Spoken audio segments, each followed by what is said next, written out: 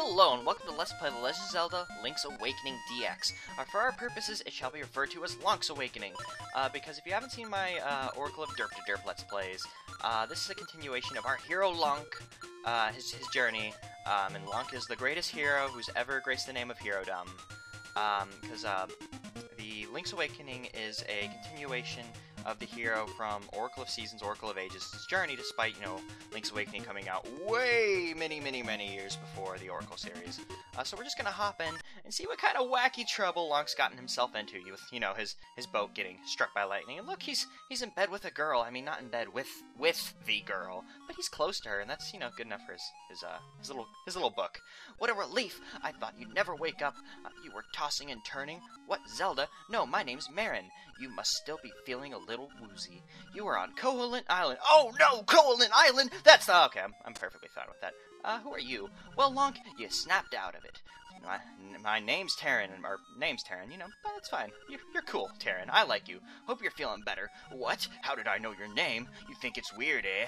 Well, I saw it on the back of this shield, and now we get our shield, which has our name on the back of it, because, Lonk's lost his items one too many times, so he started writing the name of his stuff on the back of all of his shit, so, hopefully we'll find more of his, Chain Chomp! That's kind of the thing about Link's Awakening. It has a bunch of, crossovers with other Nintendo characters, Mario enemies, other guys. We'll see them, as we progress through the game. Link's Awakening DX is actually a remake of Link's Awakening, which was on the good old Game Boy, which was, good old Game Boy, green and black, so they ported it over to the Game Boy Color, spiced it up with some color, a few extra features, which we'll go over as they become relevant. And, that'll be that.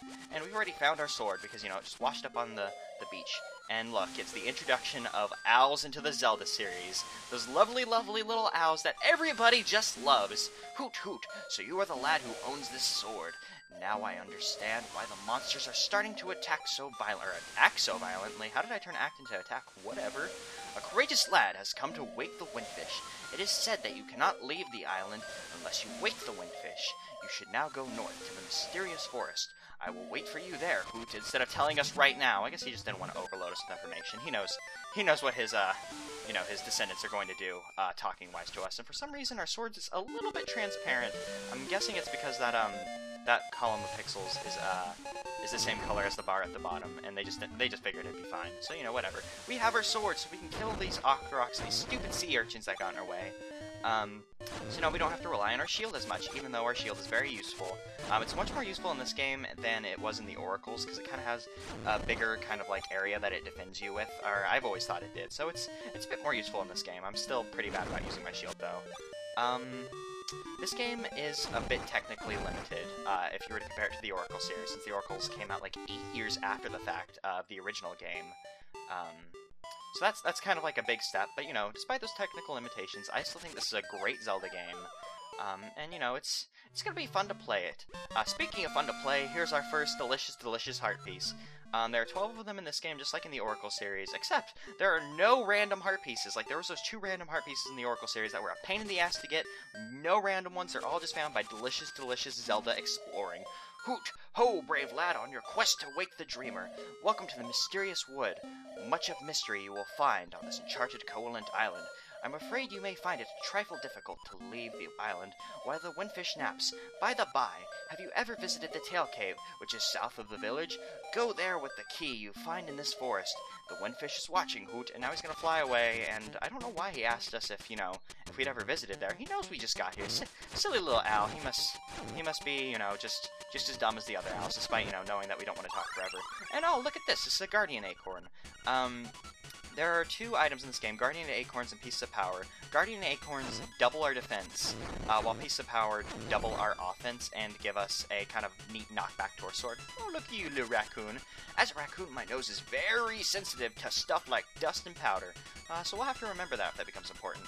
And it actually is important because that raccoon's a dick, and he's actually messed up the entire forest, so we can't get beyond there. Because, of course, beyond there is that key that we need. So we're gonna have to look around for, dust and powder, like he just said, to be able to screw with his nose and actually walk by the area we need to go by. And for some reason, there's a bunch of little moblins in the forest. So we'll have to go and take care of them. Moblins that look like Blastoise. Like, I know I pointed that out during the Oracle Let's Play, but those things just look like Blastoise on the side to me. Silly little guys. Good old, you know, sprite limitations. You're going to want to be very cautious with money in this first part of this game, because you're going to need a whole fuck lot of money.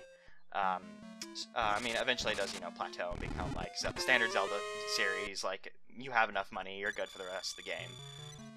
But in this first part of the game, you're just going to want to hoard up as much money as you can get, because we're going to be making some really big purchases. And, oh look, it's another Guardian Acorn. This is kind of one of the problems with this game, not the whole Guardian Acorn thing, but the game feels the need to tell you what you get, what it is, like, every time. Like, you know, I guess that just became a thing in the Zelda series, you know, like Twilight Princess with all those fucking rubies.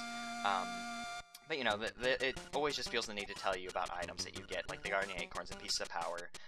The worst thing is, like, the Compass, which I'll talk more about it whenever we get to the, you know, a dungeon, and not, like, this not dungeon. Don't worry about that piece of heart there. We can't get it at this time being. You might be able to, and I just don't know, but I've tried a lot, and I have a good feeling you can, so I wouldn't worry about that. We'll come back later whenever we can get it, though. That mushroom we picked up, we're actually going to need to pick it up, because we can turn that into dust and powder, as the raccoon would say. Because this game kind of mirrors a lot of things that Link to the Past does, in the same way that the Oracle games mirror a lot of things that N64 Zelda does, because this came out around the same time. And that thing we picked up was a piece of power. It actually makes you a lot faster, too, which is kind of nice to get around. Since, you know, we just kind of want to book it to this witch's hut, because, like I said, it mirrors a lot of things to A Link to the Past, such as, you know, bringing the mushroom to the witch, and we actually didn't talk. Did we just talk to her? I hope we did. Yeah, we did. For some reason, she calls it the Sleepy Toadstool, despite the fact that we're about to get is magic powder, and not, like, you know, sleep powder. Like, we're not a fucking Pokemon, that would just be weird. This magic powder kind of serves, like, the purpose of, you know, the magic powder in Link's Awakening, the mystery seeds in the oracles, and it also kind of serves the purpose of ember seeds in a way, in that we can actually light up torches, and oh, we already have it on our A, so that's nice. I'm gonna go ahead and switch it to our B as soon as we can go back into our menu, so we can swap our sword onto A, because I've actually grown to really like having the sword on A. I guess it's just my mood, I guess, whether I like it on A or B. But, you know, right now I'm in a very sword on A mood. It's very convenient for me. Once you have the magic powder, you can throw it on buzz blobs, and they turn into these weird, talkie guys!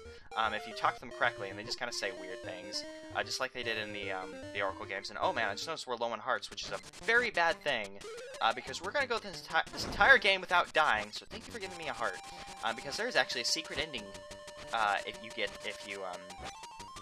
you don't die, and so we are just not going to die.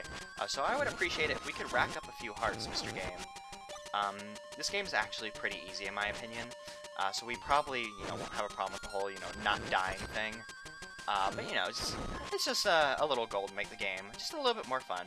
So now that we have this magic powder, let's go back and see that stupid raccoon, so we can, you know, get past that thing and go grab the key, because he is right in our way of our key, and I want that key, so take that.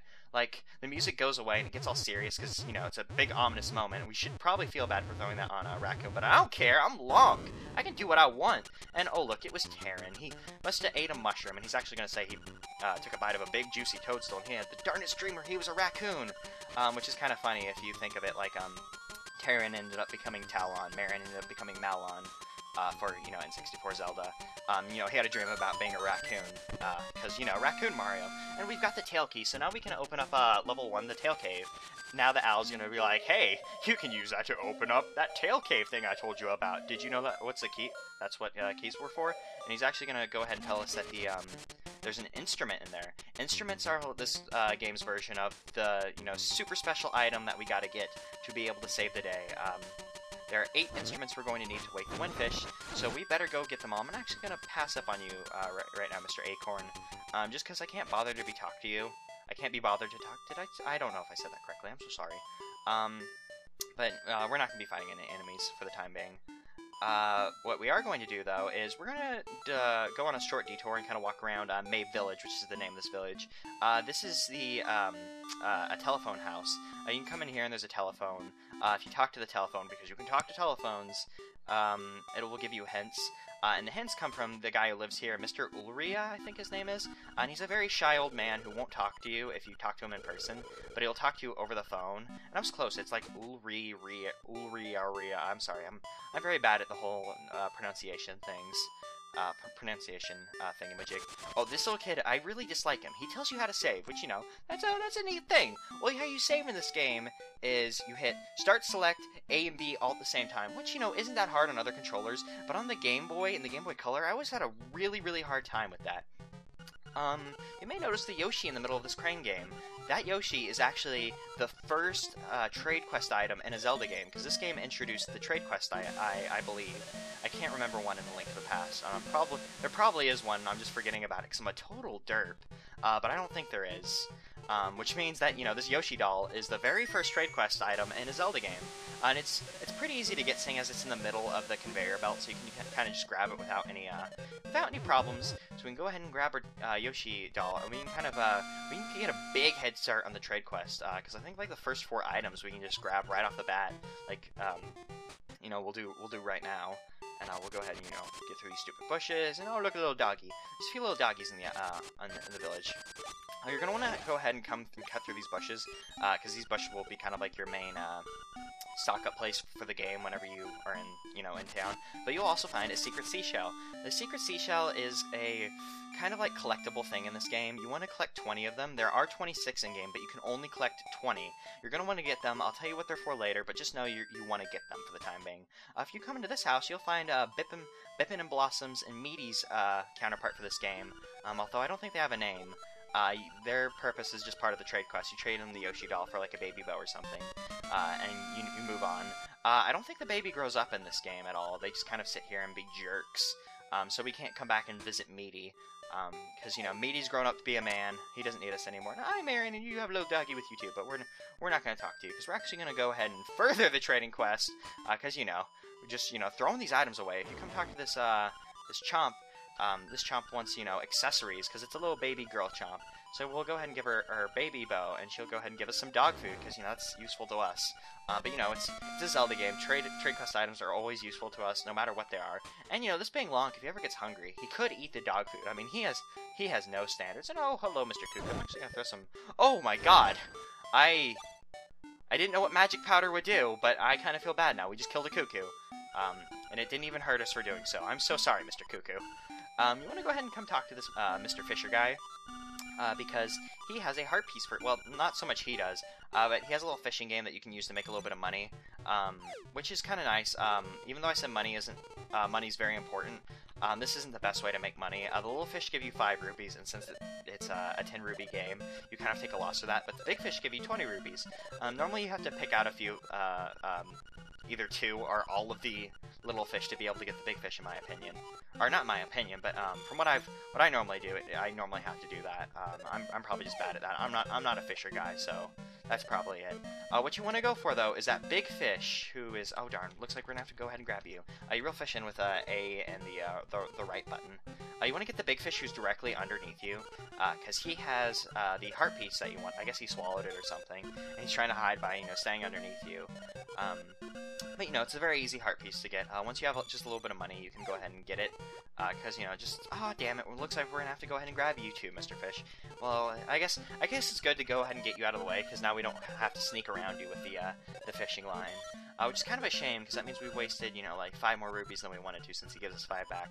But, you know, we'll find plenty of rubies. But like I did say, you want to be careful with your money, because we are going to need lots and lots of money. Lots and lots of money. Let's go ahead and try and get this close enough, because if you get it too close to you, you go ahead and like reel it in all the way, but I'm just trying to get it closer to Mr. Fish. There we go, so we can get his attention and then reel him in, so we can get his heart piece in his belly, and, you know, we'll go ahead and consume his heart piece, so we already have 2 pieces of heart, and it's already the first... Oh, I don't want to try again. Can I go ahead and quit? Okay, fine then, I'll go ahead and grab the fish. I didn't want to do it, because it's kind of a waste of time. But, you know, I guess it won't take that long to go ahead and grab the fish, because we just let it go down here, and then we just start pushing the button, he gets interested. So, you know, that's 10 ruby profit off of that, although we did lose money from the fish. So I think, in the end, we lost 5 rubies. I'm not doing the math right now, because I'm reeling in the fish! This is insanity! Yeah, he still gives you 20 rupees, and... No, why would I try again? You have no fish, you jerk! I can't have any more passion, you have no fish left! Silly people. I'm gonna go ahead and kill you again, Mr. Cuckoo, just because. Do you always drop rubies? No, that was just a random drop, okay. Because if you always drop rubies, that'd be a nice way to grind up on rubies, even if it was, you know, not the most effective way. Just, you know, killing those stupid cuckoos, even though they're delightful animals, they're still stupid. I mean, they kill us. It's so weird. Before we go ahead and head off to Tail Cave, because Tail Cave is actually really close, and oh, damn it, I hit the wrong button. I swapped up my controls from the Oracle games, so my A button's in a different spot, and for some reason I didn't remember that, even though I've been pushing the right button all along. So, you know, silly me, I'll have to get used to that. We can go ahead and further the trade quest even more, because if you come talk to this alligator, he'll want our dog food, because, you know, it has delicious beef in it, and he's just insane about it. He's just like, oh, give me meat! I want that meat! And, you know, he has a bunch of bananas, so we'll take a banana and we'll be good. And it looks like he's holding our sword, because I think I swung my sword. I would really like that back, Mr. Alligator. Like, you know, I appreciate you. Like, alligators are cool, but you cannot have my sword. And I just noticed that his bed is in the middle of water. It's kind of silly, but, you know, he's an alligator. He does what he does. He does what he wants. He doesn't give a fuck about our standards. You know, he can deal with a water-damaged bed. So we'll just go ahead and, you know, mosey on up to Darna, Mr. Rupee. That'll come back to bite me in the butt one day, but, you know, hopefully not so, because it's just one ruby. But, you know, that seems to be a thing that happens to people, where they're just one thing short. But I'm going to make sure that doesn't happen to us, because I'll probably end up grinding for rubies whenever it comes time that we need it. Tail Cave's actually just down here, so it's not far away, like I said, and we had a piece of power and a guardian acorn on screen, and even though we're about to get there, I'm gonna go ahead and grab it just so we can have both at the same time. I wonder if it overrides the piece of power, because I've never actually had both at the same time, so let's see.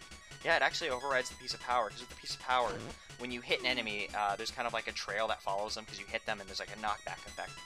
So here's the Tail Cave. Let's go ahead and unlock the cave, and which means we have, you know, access to our first dungeon. These episodes are definitely going to be a bit shorter. Some of them are going to be a bit shorter than what the Oracle series was. So I'm sorry if you really like long episodes, but this game, just content-wise, isn't as big. I don't know if that's technical limitations, or they just didn't know, you know, what to make. But it's just not as big content-wise as the Oracle game. So I'm sorry if you're a guy who likes really long episodes. But we're going to end this episode here, and in the next episode, we're going to go tackle the first dungeon and maybe get some more stuff done. So thank you for watching, and me and Lonk are just going to sit here and just jam out to this Guardian Acorn song.